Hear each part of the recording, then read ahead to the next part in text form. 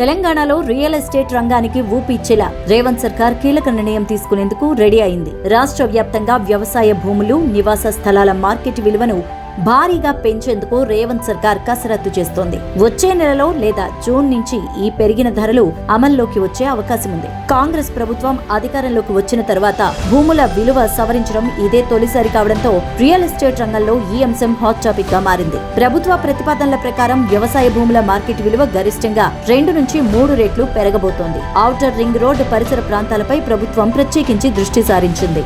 Regional ring road, future city వంటి ప్రాజెక్టుల వల్ల ఈ ప్రాంతాల్లో భూములకు డిమాండ్ విపరీతంగా పెరిగింది. దీనికి అనుగుణంగానే ఇక్కడి ఓపెన్ ప్లాట్లు, నివాస స్థలాల ధరలను 2 నుంచి 3 రెట్లు పెంచనున్నారు. అలాగే అపార్ట్మెంట్స్ లోని ఫ్లాట్ల విలువను కూడా స్వల్పంగా పెంచనున్నారు. ప్రస్తుతం ఎస్ఎఫ్టీకి 2200 ఉన్న ధరను 2800కు పెంచే అవకాశం ఉంది. నివాస స్థలాల రేట్లు పెరుగుతున్న వాణిజ్య స్థలాల విషయంలో ప్రభుత్వం ఊరడించే నిర్ణయం తీసుకుంది. ప్రస్తుతం మార్కెట్ రేట్ల కంటే ఎక్కువగా ఉన్న కొన్ని ప్రాంతాల్లో కమర్షియల్ స్పేస్ విలువను తగ్గించనుంది. ఎస్ఎఫ్టీకి 7000 ఉన్న విలువను 6500కి తగ్గించే అవకాశం ఉంది. దీనివల్ల కొత్త కంపెనీలు, పరిశ్రమలు రాష్ట్రానికి వచ్చేందుకు ఆసక్తి చూపిస్తాయని, తద్వారా ఉద్యోగ అవకాశాలు పెరుగుతాయని ప్రభుత్వం అంచనాలు వేస్తోంది. కేబినెట్ సబ్ కమిటీ అధ్యయనం తర్వాత దీనిపై అధికారిక ప్రకటన వెలువడనుంది.